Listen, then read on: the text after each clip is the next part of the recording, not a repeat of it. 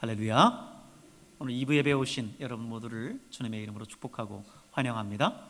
여러분의 영혼이 잘된 것처럼 범사가 잘되고 강건한 주의 은혜가 있기를 축원합니다. 저는 본래 장무교회에서 신앙생활을 시작을 했습니다. 제가 태어난 곳이 충남 논산시 벌곡이라고 하는 곳인데, 여러분 혹시 벌곡 아십니까? 대전에서 호남고속도로를 타고 연모대 쪽으로 가다 보면 한 중간쯤에 있어요. 벌곡면에서 가장 큰 교회가 한삼천 교회였었는데, 몇 내의 다른 교단 교회들이 몇 개 있긴 했지만, 감리교회, 침례교회, 성결교회 이렇게 있긴 했지만, 이 한삼천 교회가 제일 큰 교회였습니다. 면 소재지에 있었거든요. 성결교회도 우리 교회에서 걸어서 약 1시간 정도 떨어져 있는 그런 조령이라고 하는 곳에 위치해 있었어요. 그때는 몰랐지만 나중에 알고 보니까 그 교회가 예성교회였더라고요. 예성교회 하면 여러분 우리 교단이 기성이잖아요. 기독교 대한 성결교회. 우리 기성과는 형제 교단입니다. 그러다가 제가 서울신학대학교에 들어가게 되면서 성결교회라고 하는 곳에 제가 첫 발을 딛게 됐어요. 그런데 서울신학대학교 입학 면접을 보는데 다들 학생들이 모여서는 사중복음 뭐 이런 얘기를 하는 거예요. 그래서 저는 장로교회에서 신앙생활했으니까 사중복음이 뭔지 모르잖아요. 그게 뭔가 귀를 기울여 듣고 물어보고 했더니만은 우리 성결교단에 사중복음은 꼭 외워야 된다는 거예요. 입학 면접 시간에 꼭 나온다는 거예요. 그래서 뭔지는 모르지만 그때 열심히 외웠어요. 그리고 들어가니까 제가 장로교회 출신이라서 그런지 몰라도 사중복음에 대해서 안 묻고 제가 간증문을 쓴 적이 있었는데, 우리 입학하는 학생들한테 그때는 다 간증문을 쓰게 했어요. 근데 그때 저희 어머니 하나님께서 고쳐주신 그 신유의 사건을 제가 기록을 했거든요. 그랬더니만 교수님이 거기에 대해서 물어보시더라고요. 어쨌든 적어도 내가 성결교인이라고 한다면 성결교회의 4대 전도 표제 사중복음은 우리가 분명히 알아야 됩니다. 지난주에도 제가 사중복음에 대해서 함께 말씀을 나눴죠. 사중복음이 뭐라고 했습니까? 한번 이야기해 볼까요? 중생, 성결, 신유, 재림. 네, 여러분은 다 성결교회 교인 자격이 있으십니다. 중생, 성결, 신유, 재림, 이 4대 전도 표제를 우리 성결교단은 사중복음으로 삼고 그렇게 지내왔습니다. 저는 오늘부터 이 사중복음에 대한 그 말씀을 지난주는 간략하게 언급하고 넘어갔다면, 오늘은 한 주제씩 한 주 한 주 말씀을 보려고 합니다. 오늘은 이 사중복음 가운데 중생이라고 하는 말씀을 먼저 이제 보게 될 텐데요. 여러분, 중생이 뭐죠? 거듭나는 거. 예, 여러분 정확하게 알고 계십니다. 불교에 보면 가끔 그런 얘기를 많이 하잖아요. 아유, 이 불쌍한 중생아, 이런 얘기 하잖아요. 근데 그 중생의 의미가 아니라 우리가 말하는 중생이라고 하는 것은 거듭나는 거, 다시 태어나는 거, 이거를 우리는 중생이라고 이렇게 이야기합니다. 하지만 여러분이 성경을 검색하시면 중생이라고 하는 이 단어를 검색하면 나오지 않을 거예요. 요즘 컴퓨터, 인터넷, 성경 검색하는 그런 프로그램들이 많이 있어서 단어를 치고 검색을 하면 성경 어느 곳에 나오는지를 검색할 수 있거든요. 근데 여러분 검색을 해보시면 알겠지만 중생이라고 하는 단어는 성경에 나오지를 않습니다. 이거는 신학적인 용어예요. 성부, 성자 이런 단어들이 성경에 나오지 않는 것과 마찬가지입니다. 여러분, 성부, 성자가 성경에는 안 나와요. 성경에는 뭐라고 나옵니까? 아버지 하나님, 그죠? 아들 예수님, 이렇게 우리가 호칭을 하지만 이 성부, 성자 이렇게 나오지 않는 것처럼 오늘 이 중생이라고 하는 이 단어도 거듭남을 표현하는 단어지만 신학적인 용어이고 또 성경에는 직접적으로 나오지는 않습니다. 그렇지만 거듭남이라고 하는 그 단어와 같은 의미를 가진 단어예요. 거듭남. 오늘 그 의미를 잘 설명하고 있는 본문을 우리가 살펴보면, 오늘 여러분이 읽은 요한복음 3장에 있는 예수님과 니고데모와의 대화 속에 그 거듭남이 무엇인지, 중생이 무엇인지를 가장 잘 표현해 주고 있습니다. 오늘 본문에 보면 니고데모라고 하는 사람이 나오죠. 니고데모. 니고데모를 어떻게 성경에 소개하느냐면 1절을 보세요. 1절을 보면 그런데 바리새인 중에 니고데모라고 하는 사람이 있으니 유대인의 지도자라. 그죠? 유대인의 지도자라. 또 2절에 뭐라고 이렇게 했어요? 계속해서 보면 10절에 한번 볼까요? 10절에 보면 예수께서 그에게 대답하여 이르시되 너는 이스라엘의 선생으로 이런 것들을 알지 못하느냐 하면서 이스라엘의 선생이라고 하고 있고요. 지금 니고데모를 표현하고 있는 것이 바리새인, 그 다음에 유대인의 지도자, 그 다음에 이스라엘의 선생, 이 세 가지로 니고데모를 소개하고 있습니다. 그렇다면 그는 종교적으로는 바리새인이었고 사회적으로는 유대인의 관원이었고 유대인의 지도자였고 학문적으로는 이스라엘의 선생이었습니다. 우선 바리새인이 어떤 사람이냐? 종교적으로는 율법을 굉장히 엄격히 준수해야 구원을 받는다라고 생각하는 사람들이 바리새인들이었어요. 너무 엄격히 준수하려다 보니까 그런 모습들이 때로는 형식적으로도 나타나고 외식적인 모습들도 보였습니다. 그래서 예수님께서 그런 바리새인들을 비판하시기도 하셨죠. 그러나 유대인들 사회 속에서 바리새인들만큼 율법을 그렇게 철저하게 지키고 그런 종교적인 열심을 가지고 있는 사람이 없었습니다. 둘째로 유대인의 지도자라고 이렇게 이야기를 했는데 이 유대인의 지도자라고 하는 것은 당시 산헤드린 공의회의 회원이라고 하는 거예요. 산헤드린 공의회. 오늘날로 말하면 뭐라고 얘기할 수 있을까요? 오늘날은 약 무슨 국회 정도로 이야기할 수 있을 겁니다. 의회 기관처럼. 그런데 당시에 이 산헤드린 공의회는 오늘날 국회는 입법적인 권한만을 가지지만 그런 입법적인 권한뿐만 아니라 사법적인 권한까지 가지고 있었던 것이 당시 산헤드린 공의회였습니다. 그렇기 때문에 당시 사회에서 굉장히 막강한 권력을 가진 이 기관이 산헤드린 공의회인데 오늘 니고데모가 바로 그 산헤드린 공의회의 회원이었다라고 하는 거죠. 그것은 유대 사회에서 그가 상당히 높은 지위에 있는 사람이라고 하는 것을 말해주는 겁니다. 세 번째로 이스라엘의 선생이었다 이렇게 이야기하죠. 이스라엘 선생. 니고데모가 학문적으로 율법에 정통한 그리고 뛰어난 율법 교사였다라고 하는 것을 말씀해주고 있는 거예요. 이스라엘의 선생들은 랍비라고 하는 칭호를 받을 수도 있는 사람들이었습니다. 그들만큼 율법에 대한 학식이 많은 사람들이 없었어요. 참고로 성경의 다른 곳에서도 이 니고데모에 대한 기록이 있는데 요한복음 19장 39절에 보면 예수님이 십자가에 죽으시고 장례를 지낼 때에 니고데모가요 몰약과 침향을 한 100근쯤 가지고 왔다 이렇게 이야기를 했습니다. 이 이야기로 추정해 보건대 분명 니고데모는 종교적으로 사회적으로 학문적으로 높은 지위에 있었을 뿐만 아니라 물질적으로도 굉장한 부자였다라고 하는 것을 미루어 짐작할 수 있습니다. 그렇다면 종교적으로는 바리새인이었고 사회적으로는 산헤드린 공의회의 회원이었고 학문적으로는 랍비라 칭함을 받고 또 재물로도 대단히 부유했었던 이 니고데모가 이 예수님을 찾아왔다? 청년 예수를 찾아왔다라고 하는 것은 대단히 이례적인 일입니다. 이런 덕망 있고 나이가 지긋한 이스라엘의 지도자라고 하는 사람이 당시 30대를 간 넘은 그것도 목수의 아들인 예수를 찾아와서 지혜를 구한다라고 하는 것은 있을 수 없는 일이었어요. 아마도 그렇기 때문에 니고데모가 사람들의 이목을 피해서 밤길에 예수님을 찾아왔을 것 같아요. 니고데모는 그 밤에 예수님을 찾아와서 평소 그가 예수님에 대해서 가지고 있었던 궁금함, 의문을 예수님께 묻습니다.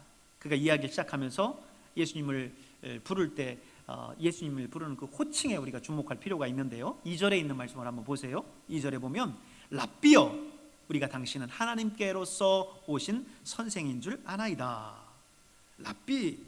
지금 보면 2절에 지금 니고데모는 예수님을 랍비, 선생 그렇게 지금 호칭하고 있어요. 예수님을 제자들과 같이 주님이라고 부르지는 않고 있습니다. 아직 니고데모의 믿음이 예수님을 주님이라고 받아들이지는 못했던 거지요. 그러나 많은 무리들 가운데 백성들 가운데에서 기적을 행하고 하나님의 말씀을 권위 있게 가르치는 그 모습을 보면서 예수님을 향해서 랍비라고 호칭하는 것은 주저하지 않았습니다. 그러나 아마 그런 가운데에서도 아마 이 니고데모는 이 예수님이 혹 메시아일 수도 있겠다, 우리가 그토록 기다리는 하나님의 아들 메시아이지 않을까라고 하는 그런 나름의 일말의 희망을 가지고 있었어요. 그래서 표현하기를 뭐라고 해요? 당신은 하나님께로부터 오신 선생이다. 그죠? 하나님께로부터 오신 선생이다. 하나님이 함께 하시지 않으면 당신이 행하시는 이 표적을 아무도 행할 수 없습니다 라고 이야기를 하죠. 바로 그런 것은 예수님이 메시아일 수 있겠다라고 하는 그런 가능 혹은 기대, 이런 것들을 품고 있는 겁니다. 사실 니고데모는 그것을 확인하고 싶어서 종교적으로, 사회적으로, 학문적으로 그 높은 그 지위를 가지고 체면을 다 접고 몰래 야밤을 타서 이 청년 예수를 찾아온 거예요. 이런 니고데모에게 오늘 예수님은 어떤 말씀을 하고 계십니까? 3절의 말씀을 보세요. 예수께서 대답하여 이르시되 진실로 진실로 내게 이르노니 사람이 거듭나지 아니하면 하나님 나라를 볼 수 없느니라. 거듭나지 아니하면 하나님 나라를 볼 수 없느니라 라고 말씀하면서 거듭난 사람만 하나님 나라에 갈 수 있다, 이렇게 말씀하고 있어요. 여러분, 그렇다면 하나님 나라는 어떤 곳입니까? 하나님 나라, Kingdom of God, 하나님의 그 왕국은 어떤 곳이에요? 우리는 두 가지로 설명할 수 있습니다. 한 가지는 장차 우리가 가게 될 다가올 하나님의 나라를 의미합니다. 우리가 죽음 이후에 가게 될 하나님 나라, 흔히 우리가 천국, 천당 이렇게 표현하는 곳이죠. 온전히 하나님이 다스리시는 곳입니다. 또 다른 하나는 지금 이 땅에서 현재 누릴 수 있는 하나님의 나라예요. 하나님이 다스리고 통치하는 곳이 바로 하나님의 나라라고 한다면 오늘 이 땅 가운데에도 하나님이 온전히 다스리고 통치하는 곳이 있어요. 우리가 하나님께 모든 영역들을 내어드리고 온전히 하나님의 통치를 받는 곳, 그곳이 가정이 됐든 교회의 한 기관이 됐든 여러분이 속한 그 어떤 공동체가 됐든 그것은 하나님의 나라가 될 수 있다라고 하는 것입니다. 여러분, 앞으로 가게 될 천국이든 아니면 지금 누리고 있는 하나님의 나라든 간에 이 하나님의 나라를 갈 수 있는, 그리고 누릴 수 있는 것은 바로 거듭남뿐이라고 하는 사실을 여러분 기억할 수 있길 바랍니다. 거듭나야 하나님 나라에 가고 이 하나님 나라를 체험할 수 있다라고 하는 것입니다. 이렇게 거듭나야 하는데 그러면 어떻게 거듭나야 하는 걸까요? 5절에 보면 이런 말씀이 있어요. 사람이 물과 성령으로 나지 아니하면 하나님 나라에 들어갈 수 없다 말씀합니다. 물과 성령으로 나지 아니하면 하나님 나라에 들어갈 수 없다. 다시 말해서 물과 성령으로 거듭나야 간다라고 하는 건데, 그럼 물과 성령으로 거듭난다는 것은 뭡니까? 여기서 물이라고 하는 것은요, 세례를 의미합니다. 물로 세례를 받는다라고 해서 세례가 거듭나게 하는 어떤 그런 효능이 있는 건 아니에요. 예수님을 그 마음 가운데 영접하지도 않았는데 그냥 목사가 물로 세례를 줬다라고 해서 그 사람이 구원받는 게 아니라고 하는 거죠. 가끔 우리 성도들 가운데 이 교회에 왔을 때 이 세례가 어떤 큰 능력이 있는 것으로 잘못 알고 막 세례를 열심히 먼저 받으려고 하는 사람들이 있어요. 그러나 그것보다 더 선행되어야 되는 것은 내 마음 가운데 예수 그리스도를 영접하는 거예요. 내가 먼저 영적으로 거듭나는 겁니다. 세례라고 하는 것은 그 거듭난 사람이 이제 모든 공동체 앞에서 이 사람은 이제 하나님 나라의 거듭난 백성입니다라고 하는 것을 공인하는 거예요. 그런 의식이 바로 세례 의식입니다. 따라서 거듭남은 전적으로 성령에 의해서 이루어지는 거예요. 성령이 사람의 마음속에 역사하셔서 죄와 허물로 죽었었던 우리 영혼을 다시 살리실 때 비로소 거듭나는 겁니다. 우리가 잘 아는 어린이 찬송가 있죠. 이 어린이 찬송가가 참 단순하면서도 정말 핵심을 찝고 있어요. 어떤 찬송입니까? 돈으로도 못 가요 하나님 나라, 힘으로도 못 가요 하나님 나라, 거듭나면 가는 나라 하나님 나라, 믿음으로 가는 나라 하나님 나라. 아멘. 그렇습니다. 벼슬로도 못 가요. 지식으로도 못 가요. 어여뻐도 못 가요. 마음 착해도 못 가요. 하나님 나라는 오직 거듭날 때 갈 수 있는 곳입니다. 이스라엘의 선생이요 바리새인이요 유대인의 지도자였었던 니고데모도 이 거듭남의 일에 대해서는 무지했어요. 분명히 종교적으로도 사회적으로도 학문적으로도 심지어 물질적으로도 많은 것을 소유한 그였지만 그것으로는 하나님 나라에 갈 수 없었습니다. 오직 거듭날 때 가능한 것이었어요. 여러분은 거듭나셨습니까? 미국에서는 일반 그리스도인들과요 거듭난 그리스도인들을 구분해서 호칭을 합니다. 일반 그리스도인들을 그리스도인, 크리스찬이라고 표현한다고 한다면 거듭난 그리스도인, born again 크리스찬이라고 구분을 해요. 왜? 미국은 청교도로 시작해서 세워진 기독교 국가 아닙니까? 그래서 당신 종교가 뭐냐고 하면 대부분 나는 크리스찬입니다 이렇게 이야기를 해요. 그러나 그들의 아버지, 그들의 할아버지가 믿음 좋은 그런 신앙인이었다고 해서 지금 그의 구원이 담보되는 게 아니에요.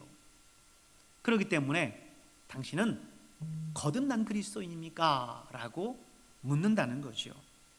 오늘 저와 여러분은 거듭난 사람으로서 하나님 나라를 경험하고 또 앞으로 다가올 그 천국을 소유하는 여러분 될 수 있기를 바랍니다.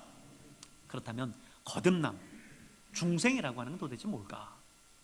이것은 영적인 탄생을 이야기합니다. 영적인 탄생. 이 말은 니고데모가 듣고 도무지 이해할 수가 없었어요. 그래서 예수님 앞에 다시 반문하지 않습니까? 예수님, 어떻게 사람이 태어나서 다시 또 태어날 수 있죠? 이제 다 이렇게 장성해서 늙었는데 어떻게 또 태어나죠? 어머니의 모태로 들어갔다 다시 나와야 됩니까? 이렇게 이야기를 합니다. 그러자 예수님께서 6절 7절에 이렇게 얘기하죠. 육으로 난 것은 육이요 영으로 난 것은 영이니 내가 내게 거듭나야 하겠다는 말을 놀랍게 여기지 말라. 여러분 오늘 지금 이 니고데모가 예수님께서 말씀하신 영으로 거듭나야 된다라고 하는 이 말을 육적으로 이해를 하고 있다라고 하는 것을 예수님께서 짚어주신 거예요. 그러면서 예수님은 니고데모가 이해할 수 있는 한 비유로 말씀해 주십니다. 바람의 비유예요. 바람의 비유에 대해서 지난 주간 제가 말씀을 드렸습니다마는 오늘 예수님께서 말씀하신 그 내용을 그대로 한번 보죠. 8절에 있는 말씀을 한번 보겠습니다. 바람이 임의로 불매 네가 그 소리는 들어도 어디서 와서 어디로 가는지 알지 못하나니 성령으로 난 사람도 다 그러하니라. 바람이 보이지는 않지만 바람이 지나간 그 자리는 낙엽이 날리고 가지가 흔들리고 하면서 바람의 존재를 우리로 하여금 알게 해요. 그래서 우리는 바람이 보이지 않지만 바람이 있다라고 믿습니다. 그것처럼 성령도 마찬가지라고 하는 거지요. 그런데 8절에 오늘 이 바람이라고 하는 말을 예수님께서 사용하셨는데 이 바람이라고 하는 말은 헬라어로 푸뉴마라는 말입니다. 그리고 히브리어로는 루아흐라는 말인데 이 바람이라고 하는 말과 성령이라고 하는 말이 같은 이 단어를 사용을 해요. 바람과 성령, 이 비슷한 면이 있기 때문에 이렇게 이야기를 한 것 같아요. 물론 지금 예수님께서 풀어서 설명도 해주셨지만 유대인들에게 지금 이 바람을 그리고 성령을 이야기하면서 푸뉴마라고 하는 단어를 써서 이야기했을 때 유대인들은 이 내용들을 명확하게 이해할 수 있었어요. 바람이 불긴 불지만 우리의 육안으로는 보이지 않죠. 어디서 와서 어디로 가는지 알지 못합니다. 성령의 역사도 분명히 있는데 우리의 육안으로 보이지 않는 것뿐이다 라고 하는 거죠. 다시 태어난다라고 하는 것, 이것은 영적인 사실입니다. 그렇기 때문에 이 영적인 사실을 어떻게 우리가 육적으로 이해할 수 있겠습니까? 그러나 우리가 이해할 수 있는 범위 내에서 이것을 설명한다고 하면 어떻게 설명할 수 있을까? 제가 고민을 했어요. 그러다가 예전에 무심코 봤었던 TV의 한 장면이 생각났습니다. 우리나라는 유교 문화 가운데서 있어 왔었던 나라이기 때문에 장기를 기증한다라고 하는 이런 게 잘 다른 외국에 비해서 많지를 않아요. 그러다 보니까 항상 이 장기가 부족하죠. 부모로부터 물려받은 이 육신을 죽은 후회라고 하더라도 이 육신을 훼손한다라고 하는 게 안 된다라고 생각하기 때문일 겁니다. 근데 이 장기 기증을 애타게 기다리는 그 환자의 모습을 비춰준 그런 모습이었습니다. 한 환자가 흐느끼면서 눈물을 훔치면서 얘기를 합니다. 장기를 기증해 주셔서 우리 같은 사람에게 주신다면 정말 열심히 살겠습니다. 정말 열심히 살겠습니다 하면서 눈물을 흘리는 그런 환자의 모습이었어요. 참 애처롭고 슬픈 모습이었습니다. 그저 죽음의 날만을 기다리면서 장기를 기다리는 그런 거였어요. 그러면서 저는 그걸 생각했어요. 바로 저런 사람이 장기를 이식받을 때 그 사람은 다시 태어나는 것이나 다름없다. 다시 태어나는 것이나 다름없다. 거듭나는 것이나 다름없다라는 것이죠. 여러분, 우리는 우리 안에 죽어있는 죄악된 영혼을 예수 그리스도의 심장으로 이식받은 사람입니다. 우리의 죄된 모습, 세상을 사랑했었던 모습, 그런 옛사람의 그 모습을 이제 예수 그리스도의 심장으로 바꾼 거예요. 그래서 여러분 안에는 이제는 예수님이 계셔요. 바로 그 사실을 여러분 기억하시고 원래 본래 죽을 수밖에 없었던 우리가 이제 예수님으로 인해서 다시 살아나게 되었다라고 하는 것입니다. 여러분, 오늘 저와 여러분은 그리스도께서 죽으셔서 귀중한 생명을 우리에게 주신 거듭난 사람임을 믿기 바랍니다. 그러므로 우리는 다시 태어난 사람이고 다시는 이 죄악의 옛 모습으로 돌아가지 말아야 될 것입니다. 그렇다면 이 거듭남, 중생은 어떤 사람에게 이루어질까요? 그것은 예수 그리스도를 믿는 자에게 이루어집니다. 니고데모는 거듭남의 신비를 듣고도 믿기지가 않았어요. 어떻게 그런 일이 일어날 수 있습니까? 아직도 이 영적인 일을 육적인 사건으로 받아들이려 하니 이게 이해가 될 리가 없지요. 이것을 아신 예수님께서 말씀합니다. 11절 12절에 이렇게 말씀하세요. 진실로 진실로 내게 이르노니 우리는 아는 것을 말하고 본 것을 증언하노라. 그러나 너희가 우리의 증언을 받지 아니하는도다. 내가 땅의 일을 말하여도 너희가 믿지 아니하거든. 하물며 하늘의 일을 말하면 어떻게 믿겠느냐. 이렇게 말씀을 해요. 그러면서 복음을 설명하세요. 14절 15절에 설명하죠. 광야에서, 모세가 광야에서 뱀을 든 것 같이 인자도 들려야 하리니 이는 그를 믿는 자마다 영생을 얻게 하려 하심이니라 그랬습니다. 여러분, 이 말씀은요, 예수님이 모세 오경을 민수기에 나와 있는 그 말씀을 지금 인용한 말씀입니다. 민수기 21장 4절에서 9절에 보면 이스라엘 백성들이 광야길을 가고 있어요. 그 기나긴 노정에서 몸과 마음이 피곤해질 대로 피곤해진 그 백성들이 마음이 상해서 하나님과 모세를 향해서 원망합니다. 왜 우리를 애굽에서 인도해내서 이 광야에서 죽게 하느냐? 이곳은 먹을 것도 없고 마실 것도 없는데 우리를 이곳에서 죽게 하려고 여기까지 인도해냈느냐? 하면서 원망하며 불평을 쏟아냅니다. 하나님께서 이 백성의 원망의 소리를 들으시고 진노하셔서 백성에게 불뱀을 보내주세요. 이 불뱀이라고 하는 게 무슨 불을 뿜는 뱀이기 때문에 불뱀이 아니라 독성이 강한 맹독성 독사이기 때문에 불뱀이라고 이렇게 한 겁니다. 일단 이 뱀에 물렸다 하면 바로 응급조치를 하지 않는 한 그냥 죽고 말아요. 그래서 이 뱀에 물린 수많은 사람들이 그 광야에서 죽어가고 있었습니다. 그러자 백성들이 그제야 깨닫고 또 모세에게 나와서 이야기합니다. 우리가 여호와와 당신을 향하여 원망했으므로 범죄했습니다. 당신이 여호와 하나님 앞에 기도해서 이 뱀들을 우리로부터 떠나가게 해주십시오. 이렇게 간청해요. 그래서 모세는 다시 하나님 앞에 나아갑니다. 백성을 위해 중보해요. 그러자 하나님이 이 백성들을 살릴 방법을 모세에게 가르쳐 주세요. 그 방법이 뭐였습니까? 모세에게 장대 위에 놋뱀을 만들어서 높이 백성 가운데 들라는 거예요. 그러면 독사에 물린 이 백성들이 그 장대에 달린 놋뱀을 보는 사람들마다 다 살게 될 것이다 그랬어요. 그런데 놀랍게도 정말 그 장대 위에 달린 뱀을 본 사람들마다 다 살아났어요. 광야의 이스라엘 백성이 장대에 달린 놋뱀을 보며 살아났듯이 오늘 여기 있는 저와 여러분도 십자가에 달린 예수 그리스도를 바라봐야 될 줄로 믿습니다. 이 예수님을 믿고 이 예수님을 바라볼 때에 우리가 구원을 받을 수 있는 거예요. 믿지 않는 사람들에게야 예수 믿는다는 것이 참 어리석어 보이죠. 그러나 믿는 우리에게는 이 예수는 곧 능력입니다.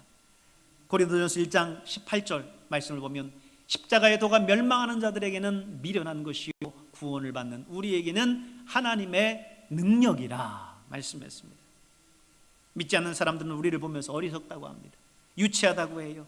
허무맹랑한 가설을 믿는다고 합니다. 그러나 예수 믿고 구원받은 우리들에게는 이 십자가 사건은 놀라운 하나님의 능력이에요. 죄 가운데에서 우리를 구원하시는 하나님의 놀라운 능력입니다. 여러분, 이 예수님을 믿어야 구원을 받습니다. 15절에 보면 저를 믿는 자마다 영생을 얻고 16절에는 저를 믿는 자마다 멸망치 않고 영생을 얻으리라. 18절에는 저를 믿는 자는 심판을 받지 않는다 말씀했습니다. 여러분, 예수님을 믿어야 됩니다. 예수님만이 거듭남의 유일한 길이에요. 사도행전 4장 12절 다른 이로서는 구원을 받을 수 없나니 천하 사람 중에 구원을 받을 만한 다른 이름을 우리에게 주신 일이 없음이니라. 예수님께서도 요한복음 14장 6절에 예수께서 이르시되 내가 곧 길이요 진리요 생명이니 나로 말미암지 않고는 아버지께로 올 자가 없느니라 말씀하셨어요. 여러분, 그렇습니다. 이 예수를 통해서 우리가 구원을 받을 수 있어요. 오직 예수 그리스도를 믿는 그 믿음을 통해서 구원받을 수 있습니다. 오늘 여러분, 이 예수를 믿고 구원받고 거듭나 중생한 그리스도인으로서 이 땅을 살아가는 저와 여러분 될 수 있기를 주님의 이름으로 축원합니다. 함께 기도하겠습니다.